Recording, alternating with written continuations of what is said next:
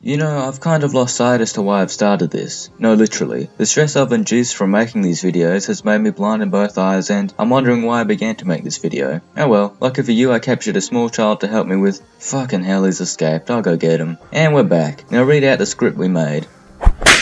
それは痛い。ミスターをやめて。 Shit, I kidnapped the wrong person. Pass that sheet of braille over there. 6でなし。 Ah, much better. Tomb Raider, The Angel of Darkness marks the first title in the series to be featured on the PlayStation 2, and the first not to be released a year after the prior game. Why did developer Core Design take more than a year to release another game in the series, you may ask? They were contractually obliged by their publisher to have yearly publications, and the overambition meant that more aspects had to be cut and removed than foreskins would in a Jewish community. Roll up and take your ticket to see the freak show that ruined this beloved franchise. The team's goal was to make Laura's personality darker, to match the gritty tone of the game, and so edgy, your wrists automatically split themselves, and your hair dyes itself black upon viewing her. I don't mind the change in character, because if I was shitting out the same sort of game every year, I'd want some evolution to start occurring. Laura has gone from a polygonal pleaser to a butterface, with her new model looking like an upside down egg with facial features moulded with Play-Doh being placed atop of a lumptuous body. Laura's controls were also updated, and with her patched movements comes the worst part of the game, as maneuvering her through environments feels like a person who snorted lines of ketamine stumbling through a crowded market. For a game that needs precise controls for its exploration,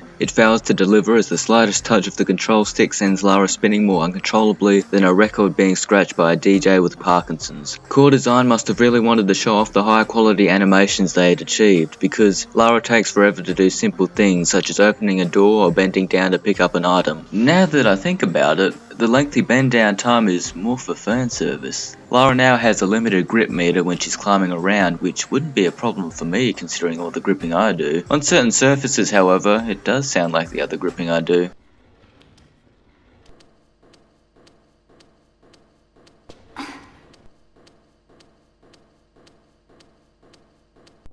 When moving around, Lara grunts more than a caveman would for communication. Lara's grip strength, as well as jumping distance, can be increased by completing arbitrary tasks such as opening certain doors or moving certain crates. These essentially act as a feeble attempt at a puzzle, as most areas have jumps or doors Lara can't open due to her being too weak. Lara could have avoided being less athletic if she just stopped eating the chocolate bar she finds in her journeys to increase her health. Just imagine that. Doing one minute task can lead to someone being stronger overall. I could be performing diagnostics on my man tool and boom, I wouldn't need to get a gym membership. I think I'm strong enough to turn those valves.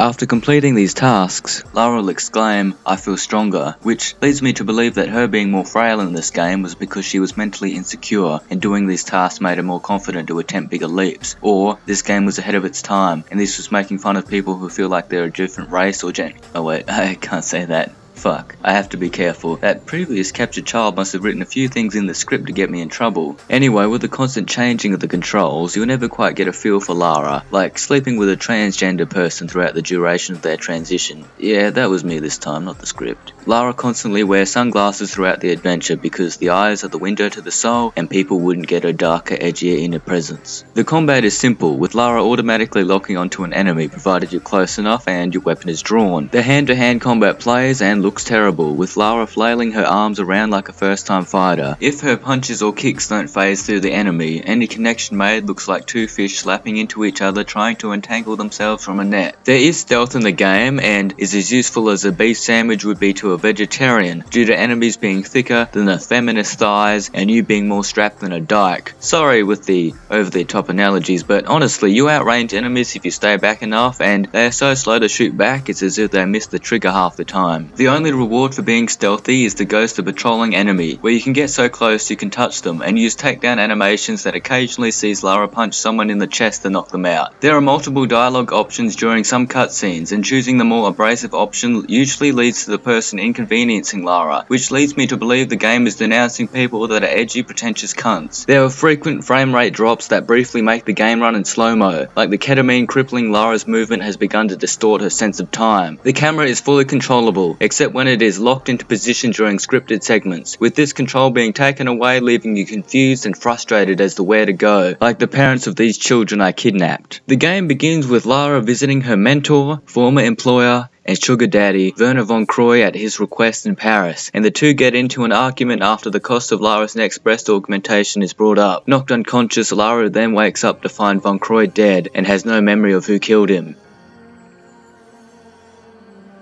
You know, if he was alive, he'd want to be buried deeper into your chest. Oh, it's that time of the month again. Lara is then forced to go on the run due to people assuming she's killed Von Croy after she exits his apartment with his blood still caked on her hands. Lara retrieves Von Croy's journal from this old bitch who looks like she could keel over and die any day, who also rats out Lara and sicks the police on her. Seeing as she is a firm believer of snitches get stitches, Lara then replaces her heart medication with cyanide. The journal is of importance to Lara because it informs her of what Von Croy was accomplishing, and also contained a few checks that Lara would later cash in for her boob surgery. Von Croy was doing research on the Obscura painting as a request from someone called Eckhart, and the paintings are apparently located in a medieval chamber beneath the Louvre. The research also indicates a man known as Louis Bichard is involved. Still on the run, Lara spends the night sleeping in an abandoned train, where these homeless men could have had their way with her. In fact, these guys are trapped down here because the only way Lara manages to escape the railroad is through her athletic leaps. I doubt these malnourished bums could accomplish that without bursting through a few doors to increase their strength. After exploring the town, Lara goes to retrieve an item from a club to receive information on Bichard's whereabouts, and she guns down the club security like she wasn't wanted for the murder of Von Croy. You then find Bichard, who helps Lara by giving her a way into the Louvre and telling her to get weapons from a pawn shop in town. The way he talks sounds like he hasn't cleared his throat in years. I know who does. Daniel Rennes works out of the pawnbrokers on the corner of the Rue Saint-Marc and Cour la Seine. Lara passes this man who has killed the pawn shop owner and rigged it with explosives after he felt like he was shafted during a deal with the owner. After entering the sewers, Lara detonates explosives to enter the Louvre, which no one inside seems to notice. At least it's been consistent with the rest of the enemies in the game, who only seem to notice Lara when they see her, and not when she's gunning down their associates. The dig site under the Louvre features skeletons that want to skewer Lara with their sword. They're not the only ones that want to skewer her with their sword, and the only reason I say that is because I'm still a virgin. Wait, that wasn't a Freudian slip, that really was what the previous child slave had inscribed in this Braille script. I miss him, but at least I have this kid beside me to take my anger out on. You fucking bastard, I'm looking bad in front of my audience! After acquiring the painting and re-entering the Louvre, you find toxic gas has been released and gas masks equipped foes prevent Lara from escaping. Don't worry, it makes sense why she isn't picking up the gas masks, because their bodies blink from this existence soon after their deaths. It's unfortunate this occurrence didn't happen after Von Croy's death, because then this whole game wouldn't have been kicked into action. When acquiring a gas mask from a cabinet, Lara then gains the ability to sprint. The only explanation I can think of for this happening is she got numb flashbacks of when she was running from Agent Orange gas.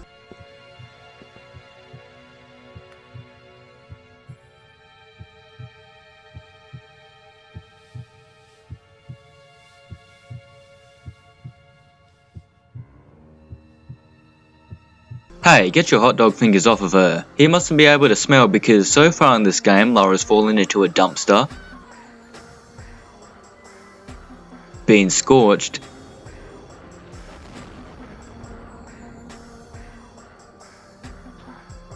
and swam in sewers, all without so much as showering. After exiting the Louvre, Lara is knocked out and Bichard arrives to pick her up in a car, with Lara wanting to go back to Von Croy's apartment for clues. After dropping Lara off at the apartment, Bichard gargles out orders for the cleaner to arrive. How nice of him, getting cleaning services to remove the bloodstains in the carpet after Von Croy's death. No, Bichard instead orders a hitman to kill— Hold up, if you went to the trouble of setting up laser traps and paying for a hitman to kill Lara, why wouldn't you just shoot her when you found her unconscious? Anyway, you get a boss fight out of the cleaner, whose battle could have been shortened down if Lara simply aimed at his head, and Lara then heads to Prague.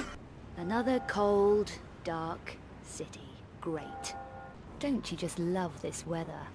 Look bitch, you're wearing a sleeveless crop top. Please rug up before complaining about the cold and continue tantalizing me with your body. She finds Bouchard, who reveals that he works for the Cabal, which is led by Eckhart, and their plan to reunite the 5 Obscura paintings to revive the Cubiculum Nephili. Lara then retrieves another painting from the building and finds Bouchard's body propped against a closed door to scare her. Lara enters the Strahov complex through a reporter, who asks for the full story and to cop a feel in return.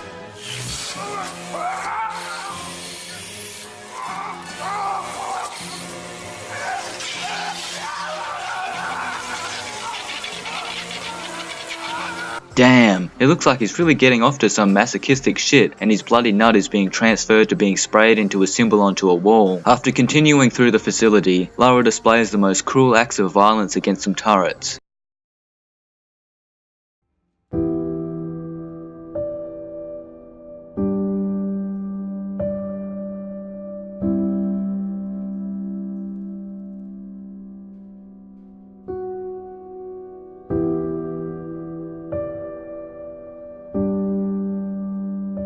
When entering the biodome, Lara encounters a member of the Cabal, who talks to her before saying, "Sly dog, you have me monologuing," and sprays her with something that leaves her disoriented. You know, I could use that the next time I go clubbing to pick up some beautiful women. I can't believe this obese greaseball was able to slide his way out of Lara's grasp because he managed to pull the sprayer out of his fat folds and sprint away from her in the few seconds she was disoriented. To go further into the complex, Lara disables the power, which leads to the proto-nephilium escaping. Eckhart questions why this woman hadn't killed it when he asked her to. She provides a perfectly good reason for not doing so, as only one of the magical daggers can kill it, and Eckhart, wanting to provide the players with an interesting boss fight later on, pushes her into this sack-like creature. After you meet this mysterious man again, who we find out is Curtis Trent, he locks Lara into a chamber, and you spend the rest of the game stuck in the chamber, biding your time until the Cabal succeed. I'm joking, you then play the rest of the game as Curtis.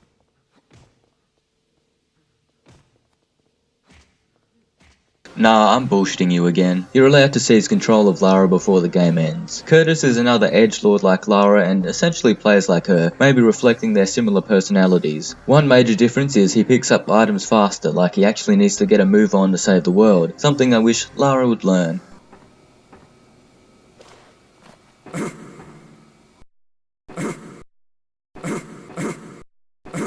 His fringe looks like clumps of limp noodles, and seems like the type of guy to tell his mum, "It's just a phase, and that society doesn't get me." He'd be valid with that thought because Lara doesn't get him as he dies in the end, and he's perceived as an antagonist before he helps her. You get cutscenes showing Curtis use his powers and spinning blade, but these aren't usable in gameplay, and this reminds me of when a stripper told me off for touching her breasts. You may look at them, but you can't play with them. His Farsi ability allows him to see what lies ahead and under doors, but all the locations he uses this power, the door in front of him always allows visibility to the next area. The proto-nephilium rushes past Curtis despite devouring all the previous humans it encountered, and goes straight to its boss arena. Realizing that there hasn't been a boss in the game for a while, Curtis then decides to pursue it. After hyping up this boss battle for the good part of a half hour, the players are then rewarded with an exhilarating battle.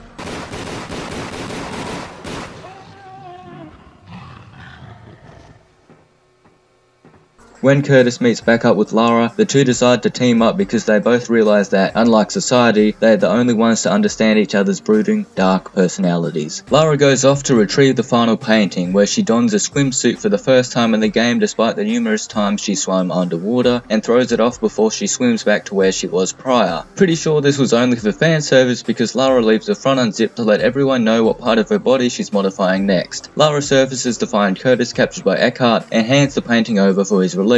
After being handed it, Eckhart releases the sack creature bitch on the two of them and decides he wants all the smoke, so he pushes his last employer to be eaten by it. Curtis, after still feeling the disappointment of the last boss battle, launches Lara to safety and fights the creature, whose cocoon-like body hatches in its second phase. Curtis then decides to show mercy on the school play fairy reject, as he was more satisfied with this battle and is killed for his incompetence. Before Curtis carks it, he remembers his flying blade exists and uses it to decapitate her. Of course, this death comes as no surprise because I mentioned it earlier in the review and the game needed to find some contrived reason to kill off this character so I wouldn't look like an idiot if you survive the game. After Eckhart gets off again, this time to being tortured by electricity, you face off with him in a boss battle. He is finished off by this incidental background character who reveals himself to be behind the whole plan and the final Nephilim trying to revive his race in a twist absolutely no one cared about. He offers Lara immortality, and the way the game frames it, it seems that Lara, remembering that he killed Von Croy, was the reason she rebuffs his offer, not the fact that he was the villain the whole time. They fight in a boss battle and it had me wondering if Eckhart didn't kill him because he forgot he even existed. The game ends with Lara absolutely exhausted, mirroring how the player is feeling after grinding through this long ass game.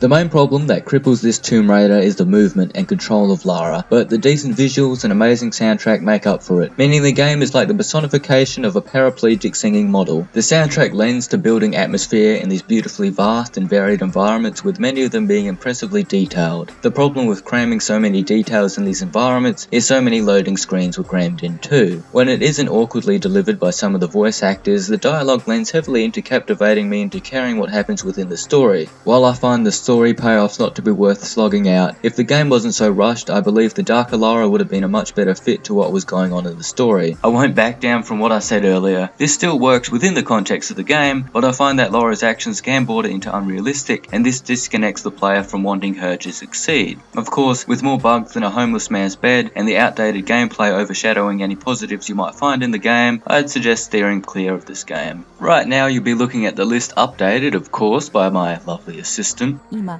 彼は私を褒めます。 Well, I'm assuming they look lovely. See you next time. Well, maybe I won't. I'm still blind over here. Leave a comment saying first down below so we can make fun of you for still caring about that.